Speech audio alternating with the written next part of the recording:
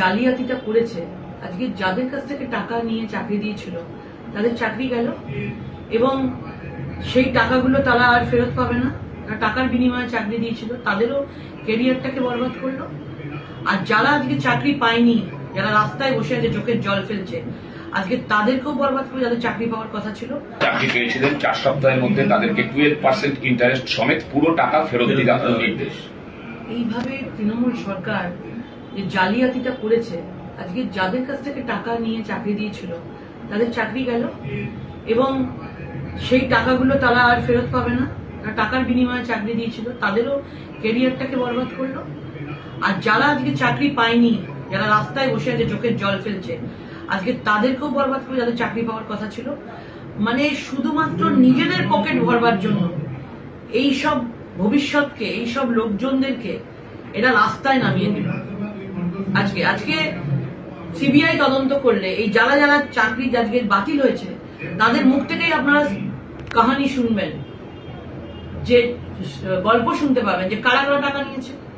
আজকে যারা টাকা নিয়েছে সেই টাকাগুলো তাদেরকে তারা ফেরত নিক এবং সেই ফেরত নিয়ে সেইটা দিয়ে তারা টাকাটা যাদেরকে যে স্যালারির কথা বলা আছে তারা দিক, সেই টাকাটা ফেরত দিতে নিজের পকেট থেকে দেবে কেন?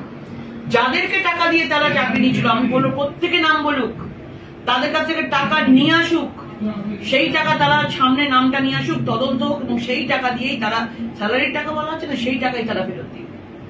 এবং এরা একটা বিহিত হওয়া দরকার আছে।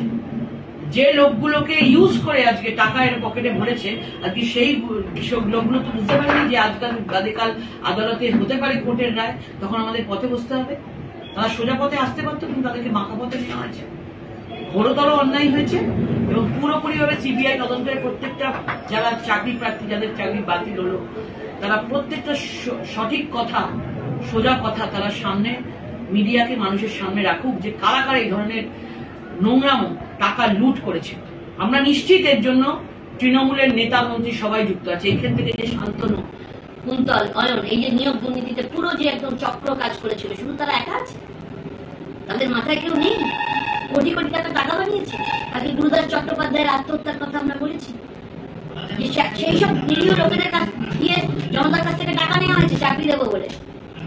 এবার তারা যখন টাকাটা ফেরত চেয়েছে, তখন ওপর থেকে টাকাটা দিতে চাইনি বলেই তাদেরকে মাঝখান থেকে তাদের আত্মহত্যা করতে, বিষকে আত্মহত্যা করতে বাধ্য করা হয়েছিল। তাহলে ওপরের লোকেদের কিন্তু কিচ্ছু হলো না, তারা বহাল তবিতে আছে, টাকা পকেটে পুরে নিয়েছে, বাড়ি গাড়ি সম্পত্তি করে নিয়েছে, নিজের লোকেরা চাকরি চলে গেল। তাহলে কাদের সবচেয়ে বেশি ক্ষতি হলো? মানুষের সবচেয়ে বেশি ক্ষতি হলো। আমরা পুরোপুরিভাবে বিচার চাই।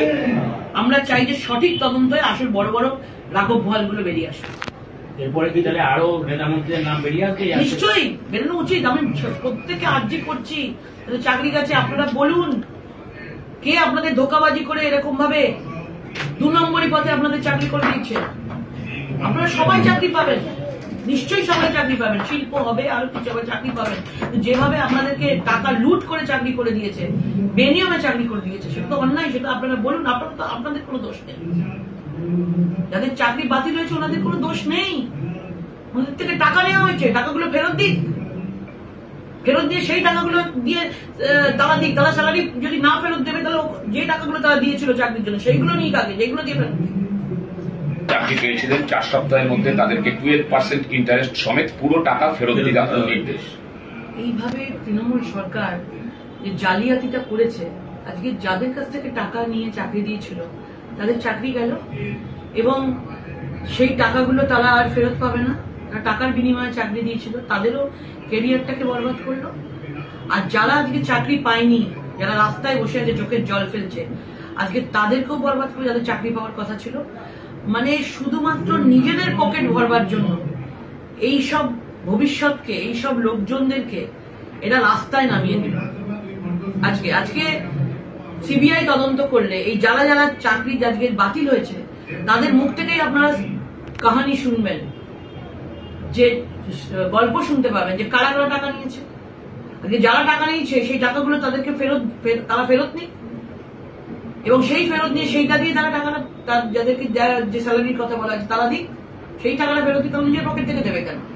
যাদেরকে টাকা দিয়ে তারা চাকরি নিয়েছিল, আমি বলবো প্রত্যেকে নাম বলুক, তাদের কাছ থেকে টাকা নিয়ে আসুক, সেই টাকা তারা সামনে নামটা নিয়ে আসুক, তদন্ত হোক, এবং সেই টাকা দিয়েই তারা স্যালারির টাকা বলা হচ্ছে না, সেই টাকাই তারা ফেরত দিবে। এরা একটা